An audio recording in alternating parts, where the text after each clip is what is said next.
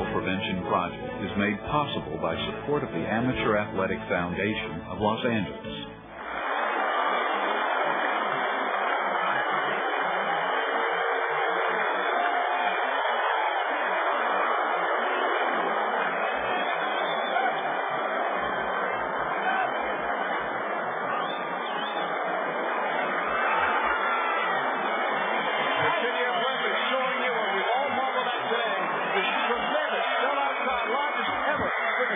Sporting event. We thank Goodyear Flip for providing these magnificent pictures all day long. Knee and anterior cruciate ligament injuries have been a significant problem to our female athletes. Studies indicate that in this population, the incidence of these injuries can occur 2 to 8 times greater than her male counterpart. Why is this happening, and what can we do about it? Well, there was a consensus group that came together in Hunt Valley, Maryland in 1999, and they agreed that there are several risk factors that contribute to this problem and others that don't. It appears that braces, shoes, fields, alignment, hormonal cycle, and hormones really are not major risk factors. It appears that an instantaneous loss of motor control in combination with a landing with the hips and knees in a straight position really are the major factors that cause that. In the past, there have been several ACL knee prevention studies that have been successful, that have focused on avoidance of these high-risk positions, strengthening, flexibility, plyometrics, and proprioception that have shown tremendous impact decreasing the incidence of these problems. The goal of the Santa Monica ACL Prevention Project is to focus our efforts on the soccer female athlete and develop a specific program for her. As Technical Director of the California Youth Soccer Association South and former U.S. men's national team coach, I can attest that ACL injuries are a huge problem in soccer, and the consequences are significant. If you tear your ACL, you are sidelined for at least 6 months, or an entire season. And I know how devastating this injury can be. That is why the PEP project is of particular interest to me. If we can decrease the risk to our athletes of tearing their ACLs by actively participating in this project, we will allow our players to continue to gain skill without losing crucial playing time due to injury. With this concise program, we are changing the paradigm for how coaches conduct their practices. Our goal is to allow our players to adopt the 5-step PEP program. PEP stands for Prevent Injury and Enhance Performance. As a coach, it is our responsibility to educate players about these 5 steps. 1, avoid injury. 2, increase flexibility. 3, increase strength. 4, perform plyometric exercises. And lastly, 5, increase proprioception through agilities. This program is done in place of your standard warm-up. By adopting this program, your athletes will not only continue to play at a high level with more skill and speed, but increase their awareness, thus avoiding potential injury. Success in this program requires specific technique and execution. Technique is everything. Now, let's introduce you to this 5-step program. Throughout the video, you will hear us stress soft landing. To protect your knee when you land from a jump, land on your toes with a bent knee. This allows you to safely accept the weight of your body through your knee. Notice her hip, knee, and ankle are in a straight line. Her knee stays over her ankle joint, and she lands on her toes with a slight bend to her knee. Now let's look at some of the common errors. Watch the second athlete as she comes down. She lands with a flat foot and her knee straight. These are 2 things we want to avoid. With this in mind, let's start with our warm-up program. The warm-up is a crucial part of the training program. It provides a smooth transition between the resting state of your muscle and prepares them for full activity, decreasing your risk of injury. The first exercise is simply jogging cone to cone. Technique is everything. Stress good running technique. You will want to keep the hip, ankle, and knee in a straight line. Make sure your knees do not cave in and your feet do not whip out to the side. Here is an example of poor form. Notice how the second athlete's feet flail out to the side and the knees cave in. These are two things to avoid.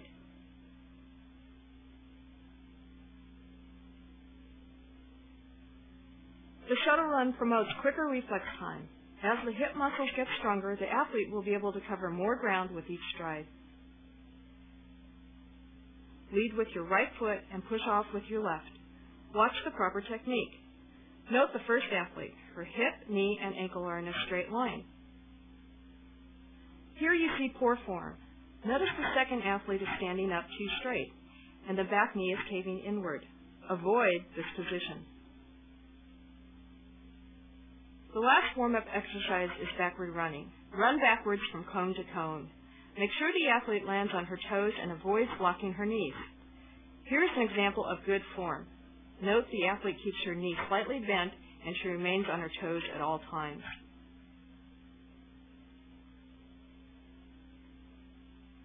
Here's an example of poor form. Note the difference. Avoid snapping the knees back and landing flat-footed. This is a vulnerable position, and you will want to avoid this at all costs. By properly stretching each muscle group, you can improve your available range of motion, thus decrease soreness. Please don't skip it. The first stretch is the calf stretch. Bend forward at the waist and place your hands on the ground so that you are in V formation. Keep your right knee slightly bent and hook it around your left leg. Keep your left leg straight and your left foot flat on the ground. Hold the stretch for 30 seconds without bouncing. Notice the difference between the two athletes. The first athlete is performing the stretch correctly. Her back leg is straight and foot is planted on the ground. On the contrary, notice the second athlete. Her back knee is bent, her head and neck are elevated, and her hips are not level. The next stretch is the quad stretch. This exercise can be done with a buddy. Place your left hand on your partner's shoulder, reach back with your right hand, and grab the ankle. Make sure you are standing up straight and your knee is pointed down to the ground. Keep your right leg close to your left. You should feel the stretch along the front of your thigh.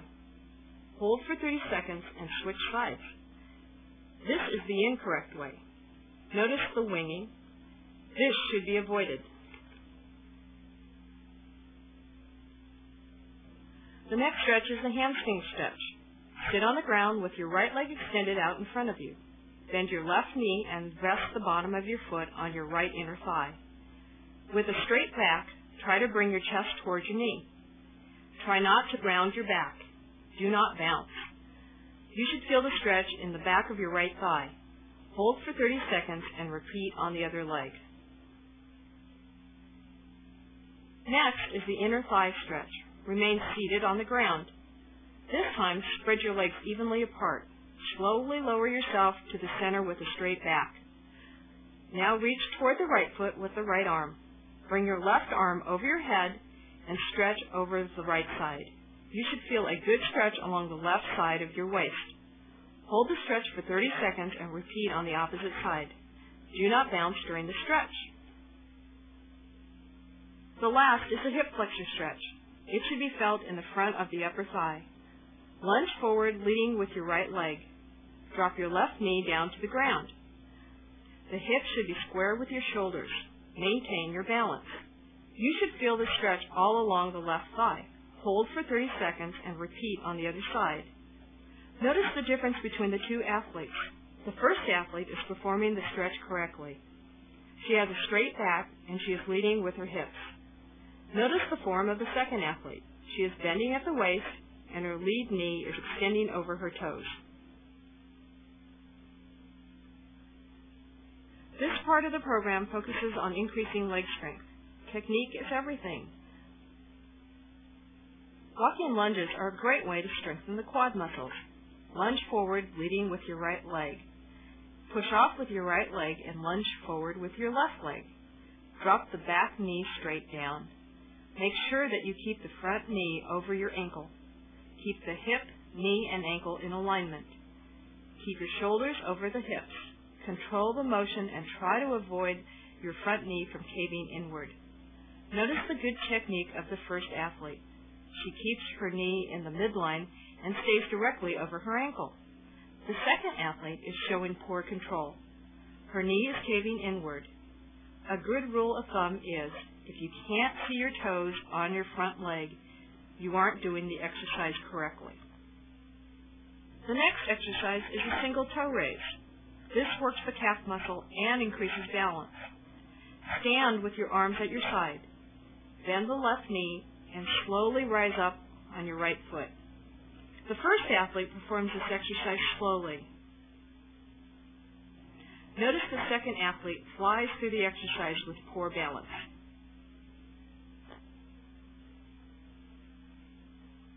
The purpose of this exercise is to strengthen the hamstrings.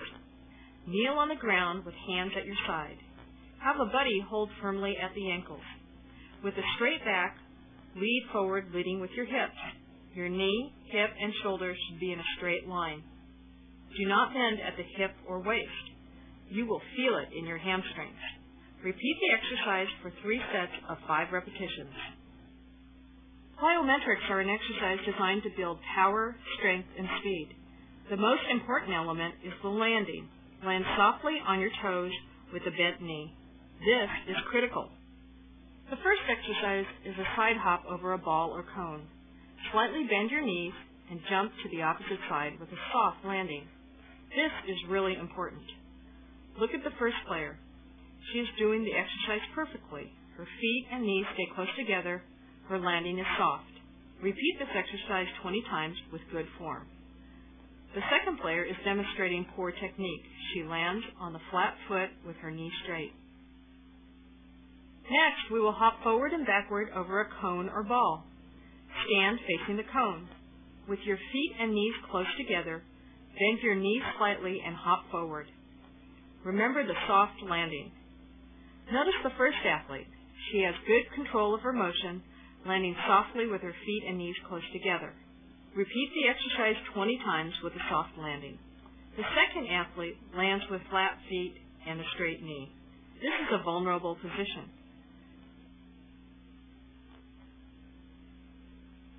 The next exercise is an advanced version of the last one. We are moving on to a single leg hop. Hop over the cone, landing softly. Now hop backward over the cone. The first athlete shows good control. Her landing is soft. You want to be very careful not to snap your knee back. Repeat for 20 reps and switch to the opposite leg. Now let's work on jumping vertically. This will increase the height of your jump. Stand with your hands at your side. Have a buddy stand a few yards in front of you with a ball. Slightly bend both knees and explode straight up. At the top of your jump, head the ball that your buddy has tossed to you. Land softly. Keep your feet and your knees close together. Repeat 20 times and swap positions with your buddy. Scissor jumps are a great exercise. They increase power, strength, and stability. Stand forward with your hands at your side. Jump forward leading with your right leg. Make sure your knee stays over your ankle. Now push off with your right foot and propel your left leg forward. Be sure your knee does not cave in or out. Remember the proper landing techniques. Repeat this exercise 20 times. Now let's move on to the agility portion of the workout. It combines speed, power, and skill. The first exercise is a diagonal run with forward and backward running. The cone should be set up in a diagonal pattern as shown here. Start at the first cone and sprint to the second. At the second cone, plant the lead foot with a bent knee and change directions. Run backwards to the third cone. Watch this athlete as she lands on her toes and keeps her knees bent. Now, run to the fourth cone. Remember to keep your hip, knee, and ankle in proper alignment.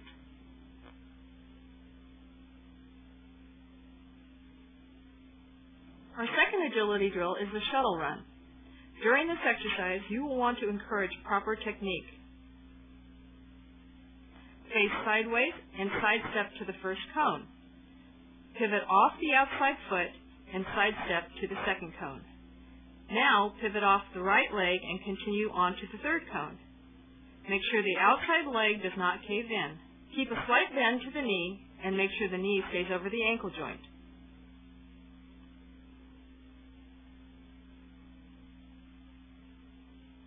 The bounding run increases hip strength and speed. Starting at the first cone, bound to the second cone with the knee coming up high. Take a long stride with the thigh parallel to the ground. Land softly on your toes with a bent knee. Her hip, knee, and ankle are all in a straight line. She lands softly on her toes with a bent knee.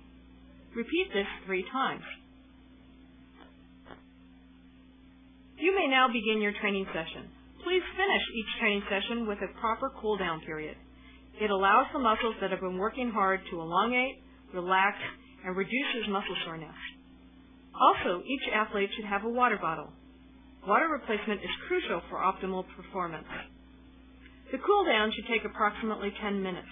It should begin with a slow jog, allowing the heart rate to decrease before stretching. This should be followed by some light strength training. We are recommending 2 strengthening exercises. The first exercise is bridging. It strengthens the outer hip muscles and buttocks. Lie down with your knees bent and your feet on the ground. Raise your buttocks and squeeze. Now lift your right foot off the ground and make sure your right hip does not dip. Lower your right foot and now lift your left foot. Repeat 30 times on each side. As you get stronger, place your feet on top of a ball and repeat. The ball exercise requires more strength and stability. Make sure you can complete 30 reps of the easier exercise before progressing. Now let's strengthen our abdominal muscles. Lie on the ground with your knees bent and feet flat on the ground. Place your hands behind your head with your elbows out wide. Support your neck lightly with your fingers. Take a deep breath in and slowly contract your abdominal muscles as you exhale.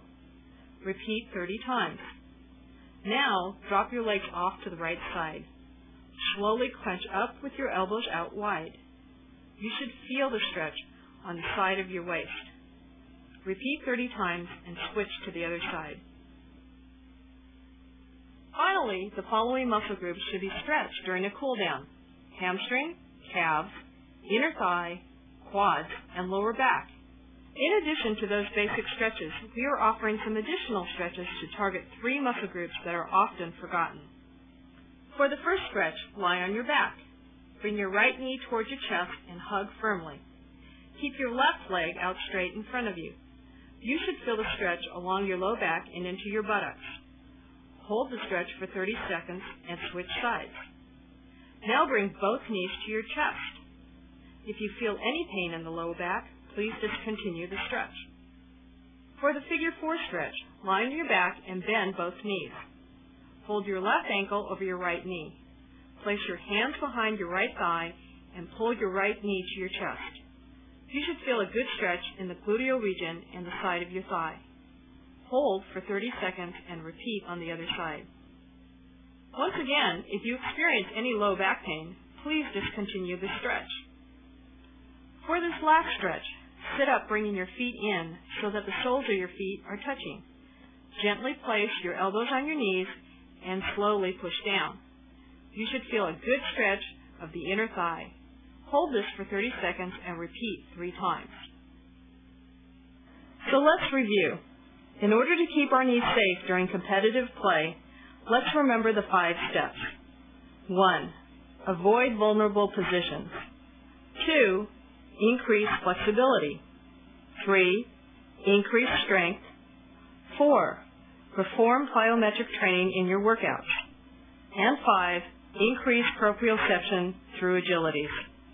By incorporating this workout into your training regimen, you have the potential to significantly decrease the number of knee injuries that occur on the field. Educate your athletes and empower them to prevent injury and enhance performance.